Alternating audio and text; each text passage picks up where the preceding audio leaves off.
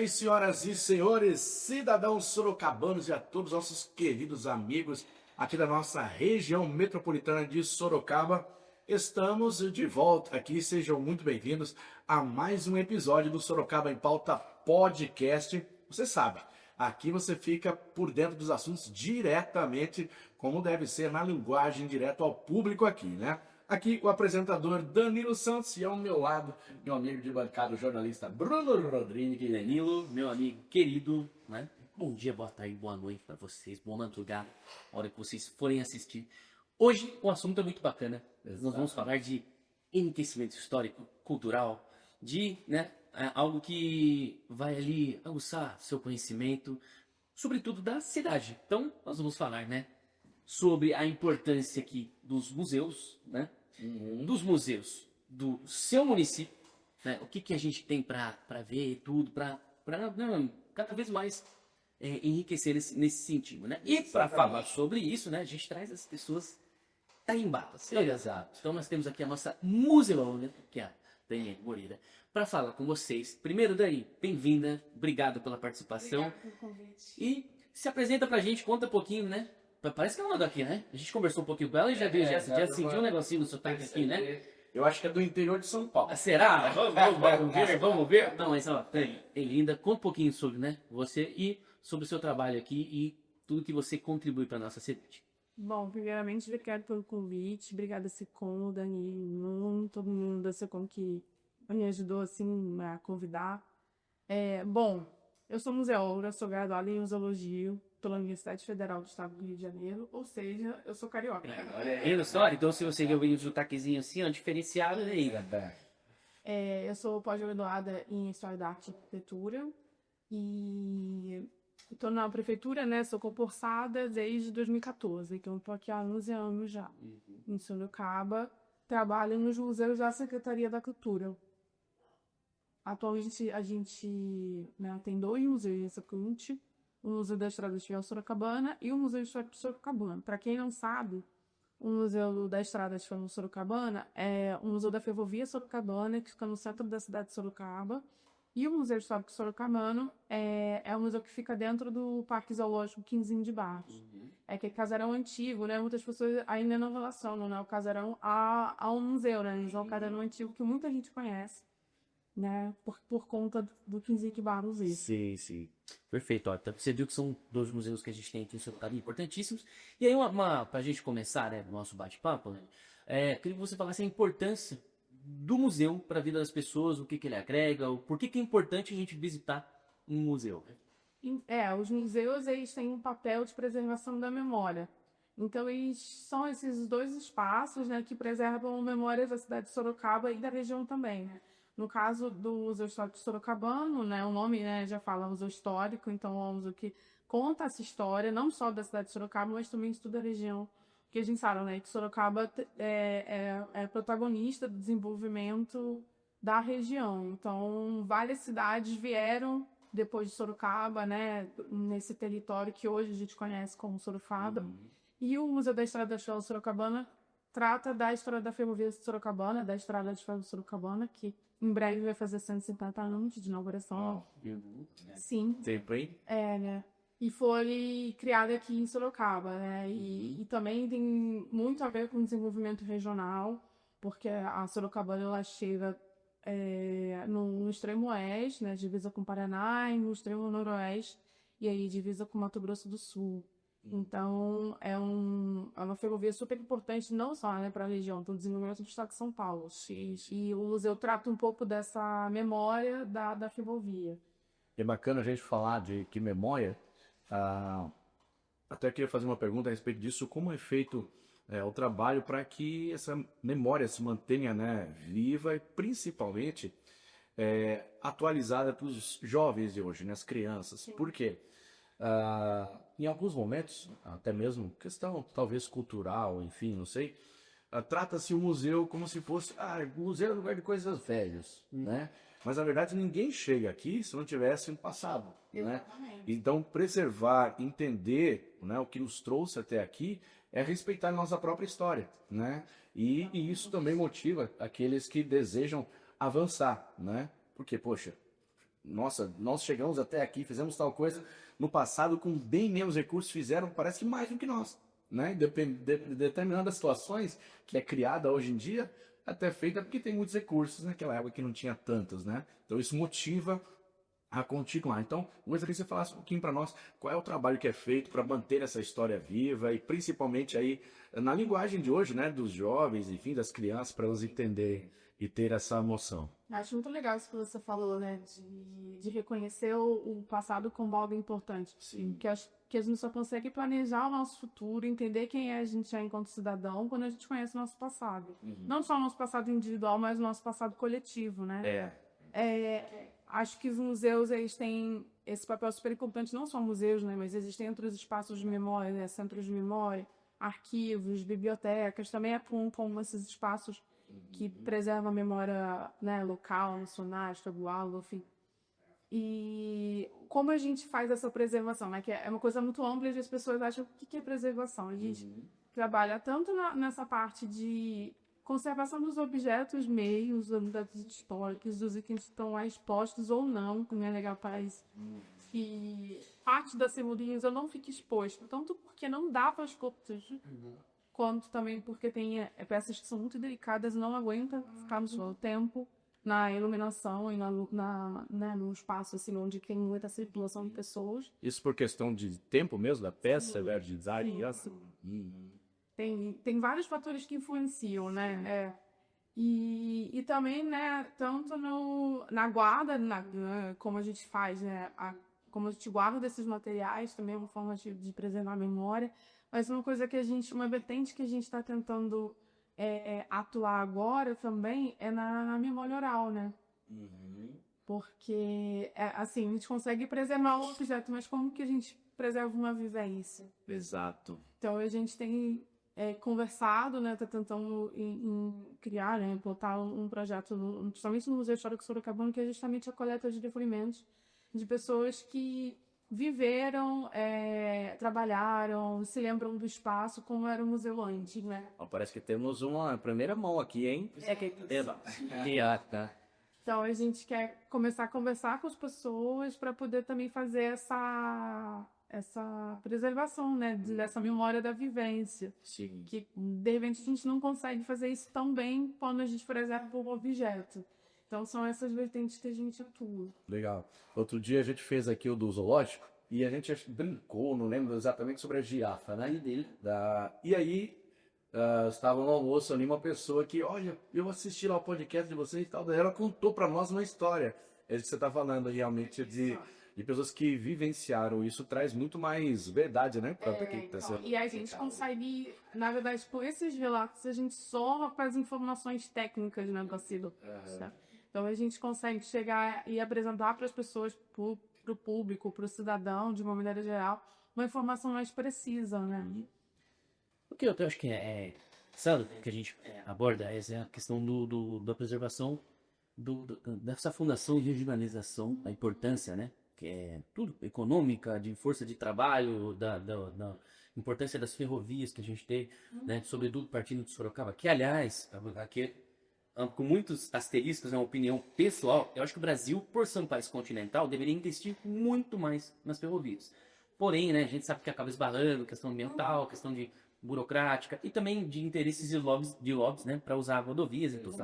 Enfim, anyway, né, mas a importância de Sorocaba ter, né, esse DNA da ferrovia aqui, que fez o tamanho que ela é hoje, é muito legal, que nesse destaque que o Danilo trouxe, de as pessoas saberem como chegamos até aqui. Mas a primeira minha pergunta é que, assim, a gente fala de um museu que traz histórias mais antigas. Só que para a geração futura, se a gente fosse fazer um museu da nossa vida contemporânea, o que poderia, né? O que será que a gente poderia destacar, né, hoje para as pessoas do futuro? Porque a história ela é viva, né? Ela segue. Sim, exatamente. E é um exercício, né? A gente pensar o que a gente vai preservar. Porque não dá para preservar tudo que existe. O que a gente poderia preservar hoje, eu acho que é engraçado, porque eu acho que hoje em dia a nossa memória estaria muito mais no ambiente digital. Exato. Exatamente. Porque as fotografias são digitais, na maioria das vezes, os vídeos, né? A gente não tem, por exemplo, o jornal impresso, é muito louco, na revista. também é acervo, né? E eu acho que seria muito mais no ambiente digital. Digital, com as histórias atuais, assim, né? O que dá uma outra cara, né? Você dá uma questão mais LED, mais iluminada, assim, pro museu. Porque quando ele fala de aspecto antigo, tem aquela coisa de peças, né? As coisas arqueológicas e tal, e um cuidado pela iluminação, inclusive pela preservação e tal. E os museus, né, que eu imagino, né, do mundo todo, a partir de agora, além de serem lúdicos, você poder, né, utilizar audiovisual, né, eles teriam essa configuração diferente, né? E lógico, né? Andaria de mãos dadas com o que a gente tem já, algo mais analógico, né? Sim, eu acho que a gente tem muitos objetos ainda, né? Mas a gente não consegue muito ter esse lastro do que a gente vai transformar como uma memória coletiva hoje. Algumas coisas a gente sabe, né? Mas, assim, quando são assuntos coletivos, né? Mas o que do individual vai se tornar um objeto de museu daqui a 50 anos? Então, você tá imaginando aqui, nas gerações futuras, olhando. Nossa, era esse aparelhão que eles usavam como Wi-Fi. Agora eu lembrei, há uns anos atrás a gente fez uma exposição no Museu da História de Sorocabana sobre tecnologias obsoletas. E foi muito curioso, assim, porque tinha desde uma câmera fotográfica, sei lá, do início do século XX, como tinha, sei lá, o Pense Bem, vocês lembram o que era Pense Bem? Era tipo, era um brinquedo. O brinquedo. As crianças falavam assim, o que é isso? Elas não entendiam. Um celular antigo, assim, daqueles primeiros, os preços. Nossa, é assim, tijolão, que não tinha nem quase o visor, né? Então, isso já é um exercício para a gente pensar, né, do que vai se transformar no objeto que representa a memória coletiva. E assim, Dani, você falando aí do celular, né? Eu me lembro daquele que na época que era linha, que quase ninguém conseguia bancar de fato, né? E além disso, eles eram grandões, ficavam na cintura e eles tinham uma luzona. Né? Para quem olhasse lá, esse cara aí pode, né? E era outra realidade, assim, agora foi um bem, né? Sim, isso, exatamente. Mas aí isso mostra, a gente fala, né? Voltando aqui para a questão da história, da importância, né? Não chegaríamos nas tecnologias hoje se não fosse Se não tivesse passado por esse estudo de tecnologia, por aqueles objetos. E, Dani, como que é feito essa questão do acervo? Como vocês conseguem o objeto? De onde ele vem? Né? Alguém, poxa, tem um lugar lá que tem uns... É assim mais ou menos que funciona ou não? É muito mais técnico? Cada museu com uma história de acervo, assim, né?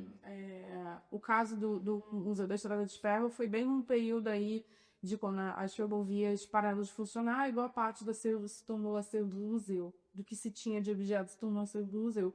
Mas também tem muita doação de ferroviários aposentados e familiares, assim, né? O Museu Histórico, como é um museu que já tem mais de 70 anos de existência, então eu fiz mensurando o quanto que a gente tem de peça. Não é muita coisa. Sim, 70 anos. E, bom, ele foi formado a partir de algumas coleções particulares de historiadores e memorialistas da cidade que se reuniram, né, e achavam que era interessante num momento aí de comemoração do terceiro centenário da cidade que Sorocaba tivesse um museu, que até então não tinha. E aí criaram o Museu Histórico de Sorocabana e Instituto Histórica. E em 68, com a inauguração do Parque Quinzinho de Valas, um museu passou, sei lá, no parque, no casarão, né, que era a sede da chácara Quinzinho de Valas. E aí o museu passou a ser gerido pela Prefeitura de Sorocaba. Ou seja, todo acervo se tornou público. E, assim, tem tanto dessa primeira coleção, né, que veio desse grupo de historiadores e memorialistas, que foi super importante para a cidade de Sorocaba. Boa parte do que a gente sabe de história de Sorocaba vem desse momento, né, da criação do Museu Histórico e do Instituto Histórico. E também doações, né, e também a gente recebe, às vezes, né, por exemplo, peças da própria prefeitura, por exemplo, que se entendem, que se compreende que é importante para preservar da história da cidade, né, com o Museu Histórico de Sorocabana. Então é bem amplo, assim, nossa Museu Histórico é super amplo, tem um pouco de tudo. E você falou que muitas dessas peças, no caso do Museu Ferroviário, vêm de aposentados, enfim, e tal. É feita uma triagem, enfim, porque às vezes a pessoa doa também, não sei se aquilo vai de fato compor ou não, e às vezes aquela, né, para a pessoa, acredito que ela peça ali, incrível, tem uma história, mas de repente, em termos de história mesmo, talvez não seja muito significativo. E como você falou, tem muita coisa, né? Então, Como que é a feito gente isso? faz uma avaliação. A gente recebe assim, né? A pessoa entra em contato com a equipe do museu. Normalmente eu faço uma avaliação, né? Dependendo de se for uma fotografia, eu tô dando um exemplo, assim. Às vezes uma fotografia que tem alguma... remete a algum momento importante da ferrovia, ou que seja uma pessoa que tenha feito alguma coisa interessante pela ferrovia, né? Então a gente aceita ou não o objeto. Mas a gente, assim, tem normalmente alguns critérios para poder fazer o aceite do objeto, até como, por exemplo, a conservação, né? Como é o estado de conservação, porque às vezes, vamos supor assim, uma mobiliária, que o mobiliário esteja muito deteriorado, com cofim, a gente não consegue aceitar, porque pode demorar toda a gente já tá. Então, a gente tem que ter alguns critérios mesmo. Mas, assim, a gente conversa com as famílias, né? E normalmente vem dessa forma, né? E quando a gente vê excesso de itens, né, que são iguais, assim, não estão em comércio de lojas, a gente tem vários itens dessa mesma origem, dessa mesma característica, então a gente A prefere. pessoa fica meio decepcionada, não? Quando ouve, não? Assim, Hoje que eu achei que ia estar vindo meio ingete, tipo de quem, né? então... Em relação ao público, né? Tanto no histórico, né, como de ferrovia, quem são as pessoas que mais visitam? Quem que mais tem o interesse para fazer, né? Para absorver esse conhecimento da cidade por meio de museus.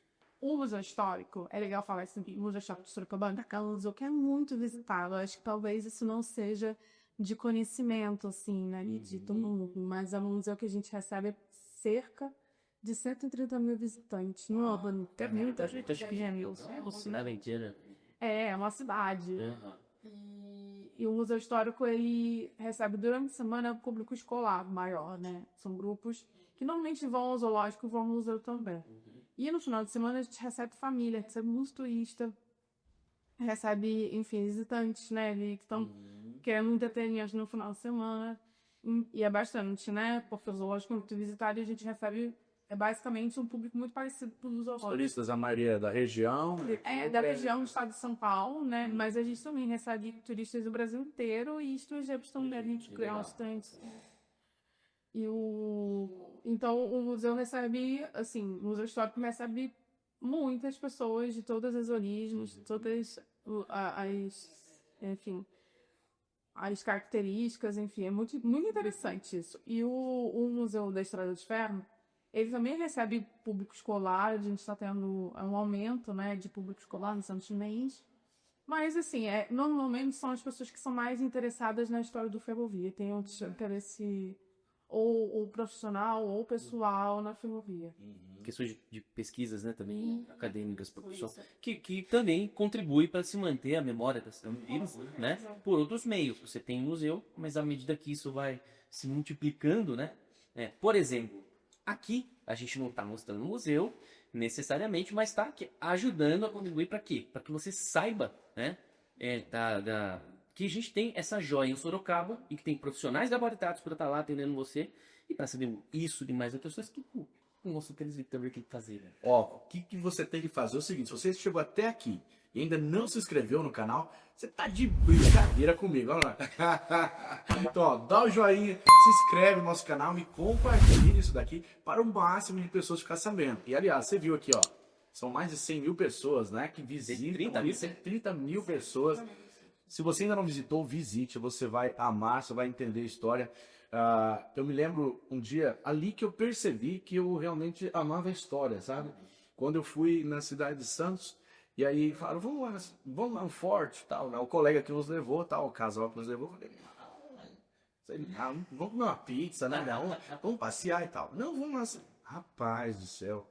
E tem uma hora que ele falou, Danilo, chega, a gente precisa voltar. Aí, sabe, eu não me lembro o nome da pessoa, enfim, a profissão dele ali, que para mostrar o lugar, e ele percebeu que eu comecei a gostar, enfim, cara, maravilhoso. A altura da porta, do que era, as portas eram baixas, a parede do que era feito, aquele ambiente para que era usar, é maravilhoso. Você começa a entender e imaginar, né, a história através daquilo que está sendo mostrado ali. Então quero reforçar para você que ainda não conhece o museu. Poxa, tem gente até de outro país que vem conhecer. E você que é sorocabano, conhece? Ah, não faz. Primeiro, ó, se inscreve no canal e depois vai lá visitar. Isso. Dani, em relação lógico, né? A gente tem a questão do trabalho de conservação, tem a questão do trabalho dos profissionais que se informam, mas assim, em se tratando de história, também é possível ter atualização. Como é que vocês lidam com isso? Então, por exemplo, a gente tem, principalmente para a internet agora, né? A gente tem vários revisionismos de tudo, né? Acontece com vocês de, ó, tal coisa aqui, opa, peraí, precisa ser repensado, ou contado, ou não, a gente tem uma certa propriedade no que já foi anunciado até aqui, sem ter essa preocupação.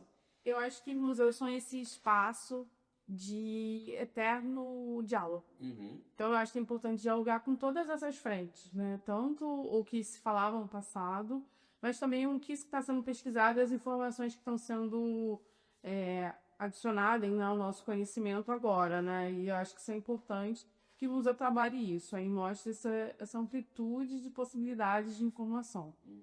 Porque a gente vê, e aí, não, pelo amor de Deus, não entrando em questão política, né, a gente vê, por exemplo, figuras que eram heróicas, elas se tornando de repente controversas. Olha, há um lado B aqui, tal, né? Então a gente tinha a questão do tropeiro, dos bandeirantes, a questão do encontro, né, com os europeus, com os indígenas, e tudo isso, então há esse cuidado, que eu achei bonito, até que ela falou do diálogo, né? Então há essa conversa, o diálogo, até porque a geração que vem ver o público, né, é de estudantes e tal, até pra gente ter esse cuidado, né, de como que ele vai levar essa informação para a vida adulta, né?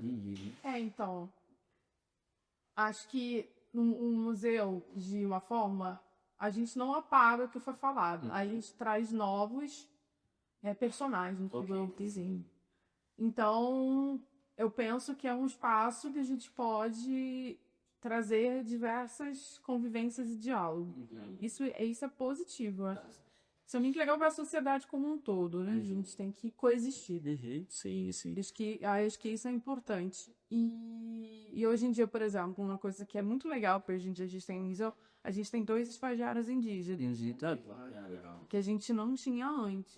Então, são pessoas que também trazem um conhecimento pra gente, a gente tá aprendendo muito com eles. E que traz uma visão diferente, né? A pessoa Montbrand tem um tipo de, né? É muito interessante isso. São pessoas que são super soístas para você tirar de como é a cultura deles. É muito, muito legal, tá sendo muito bacana para a equipe do museu, né? Que legal. E acho também uma forma de falar, né, para todo mundo. Falar, olha, Ruth, olha quanta possibilidade que a gente tem nesse espaço Africa Museu, que antigamente era justamente esse espaço de falar só, é que eu sou, vai lá só pra ver coisa velha. Não, né? A gente tem uma possibilidade ali de pensar até a nossa atuação enquanto sociedade. Sim. De como a gente pode, todo mundo existir no mesmo espaço e ficar tudo bem, gente. A gente pode também divergir, tá tudo bem. E também de transformações das épocas, né? Como funcionava o comportamento social, né? E como ele vai evoluindo ou não. E se não, a reflexão para que a gente, né, às vezes retome para situações que sejam de valor e de boa convivência, ou se o que não era adequado à época e aí vai se transformando, porque a gente tem, assim como a língua é viva, né? A história, a gente entende que a história é viva também. Então, terminologias, usos, tudo que eu acho que você vai colocar como que não prejudique, né? Principalmente a história e o ponto de vista de alguém, que eu acho que é válido na reflexão, né? E o museu traz essa possibilidade, né?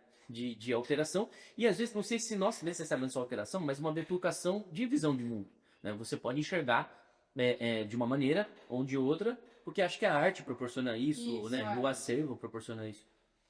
E é um cuidado que vocês também podem ter, até para não, presumo eu, né? De não induzir.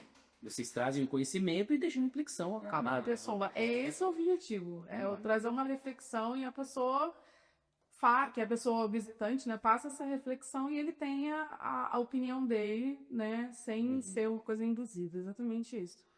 E também pensar que o museu é esse espaço, né, de preservação de memória, de produção de conhecimento e um espaço de convívio social. de todo mundo, né? É um espaço público. Sim. Então a gente está aberto para todo mundo que tem uma ideia, uma opinião, né? A gente tem, atualmente a gente tem feito muito isso de ouvir as pessoas. A gente recebe também muitas vezes, né, historiadores digamos assim, da velha guarda da cidade, jornalistas da velha guarda da cidade, para também ouvir as vivências deles, né? Porque a gente também atua nessa frente de, por exemplo, que tem estagiários indígenas, né, de outras localidades, mas também a gente escuta quem estava ali antes da gente. Tem esse respeito com quem veio antes. Então, eu penso que é por aí, sabe? Nossa, uma ótima mescla, né? Passado, presente e futuro. Exatamente. Os museus, eles existem para preservar, mas é para o futuro. É pensando no futuro. As pessoas, de modo geral, conhecem que museu... você fala do passado. Mas, na verdade, a gente está guardando para o futuro. É isso, é isso. Você, né, voltando um pouquinho na pergunta lá atrás, me veio algo aqui. O museu recebe somente peças originais ou réplicas também? E se existe como saber, por exemplo, se aquela peça é original ou não? Às vezes a pessoa repetindo, né? Aquela questão, poxa, essa peça aqui, ela veio e tal, e de repente ela não é original, né? Tem como saber isso? Eu acho que não tem problema em ter uma réplica, desde que seja claro. Tem nas feiras, paneios. E os museus têm uma responsabilidade legal com a legislação, quando recebe uma peça, de verificar a autenticidade, verificar se não é uma peça que veio de uma maneira ilícita. Então a gente tem essa preocupação. Por isso que a gente precisa analisar o recebimento, né? Para saber a origem daquilo. Então, hoje em dia eu posso afirmar que a gente segue bem a legislação. Essa honestidade que essa coisa acontece junto no museus de esporte, né? Então, por exemplo, aqui tem uma réplica de uma taça, né? Praticamente idêntica ali, tal. Você olha, né? Revive o sentimento, se você é um torcedor de algum time, revive o sentimento de ter comemorado aquele, mas aí você sabe que é uma réplica, essa honestidade, né? Com que ela tá visitando, ela é fundamental. E isso é legal, que quando a pessoa realmente está diante da peça original, né? Passa aí de lado, né? Cara, é a peça original, realmente traz esse sentimento ainda mais vivo na pessoa, né? E quando ela é a réplica, ela sabe que é o tamanho, vamos dizer, próximo, real daquilo que ela viu, mas sem ser enganado, né? E a gente está com o museu aqui para falar, né? O conhecimento cultural, ele traz a experiência do momento de uma forma muito maior, né? Então, por exemplo, você pode estar diante de um túmulo de alguém que foi historicamente absurdo no andamento da humanidade, não faz ideia, e para você é só um espaço ali normal, e para quem já tem esse conhecimento, ele vai falar, nossa, sei lá, estou diante do túmulo de Michelangelo aqui, por exemplo. E aí você já tem são duas pessoas no mesmo lugar, mas uma tendo conhecimento, sabendo da importância de onde ela está e do que, né, serviu para a humanidade. Acho que a experiência também, né, da visita afeta as pessoas de formas diferentes, né?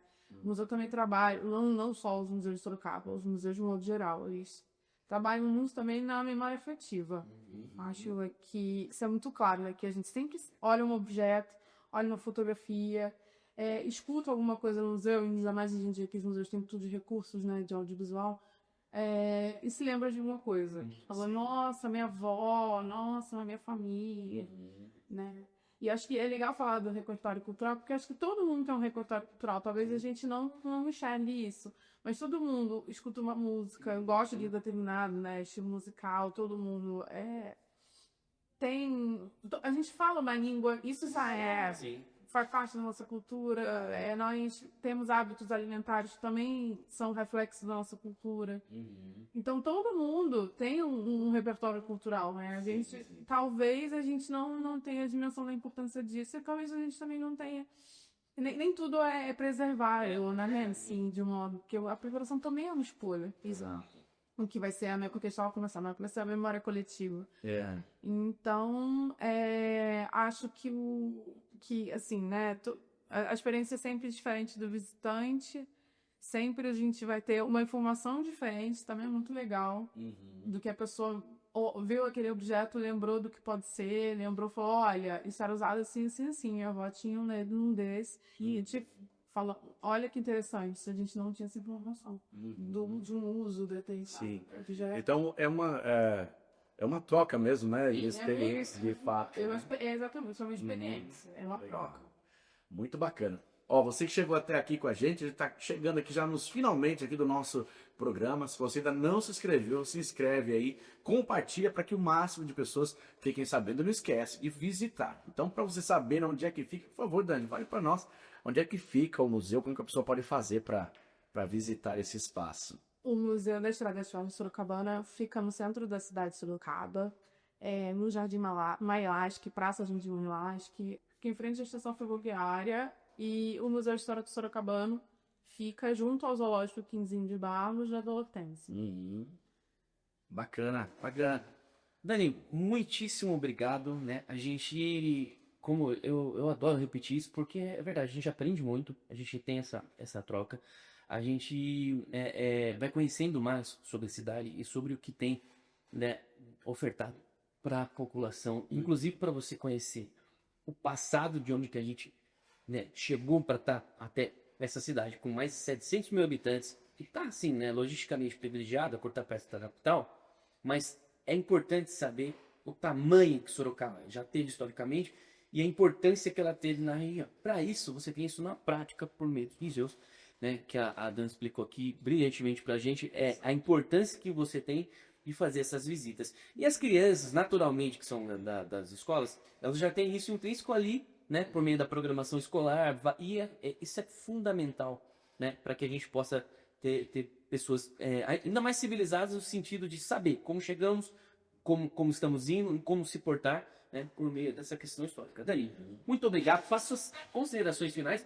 Agora, do Dan convidou aqui exaustivamente, mas a gente também quer que você converse, né, com a sua peculiaridade carioca aí. Bom, gente, nós estamos aguardando todos vocês nos museus de Sorocaba, tanto no Museu da Estrada de Sorocabana quanto no Museu Histórico Sorocabano. Podem fazer uma visita agendada, podem ir espontaneamente, a equipe vai estar lá aguardando todo mundo. Os museus funcionam. O Museu Histórico Sorocabano, de terça a sexta-feira, de 9 às 16h30, sábado, domingo, feriado, de 11 às 16h. E o Museu da Estrada de Sorocabana funciona de terça a sexta, de 9 às 16 horas. Muito bom, muito bom. Isso aí. Muito obrigado, Dani. Obrigada a você. Obrigado você que nos acompanhou. Ó, eu vou repetir para você, hein? Ainda dá tempo. Se inscreve no nosso canal para que você não perca nenhum dos nossos episódios desse mesmo Bruno. Estamos aqui semanalmente levando informação para você. Este foi então mais um episódio do nosso Sorocaba em Pauta podcast. Permitindo Deus, a gente se encontra na próxima semana. Tchau, tchau, pessoal. Até a próxima.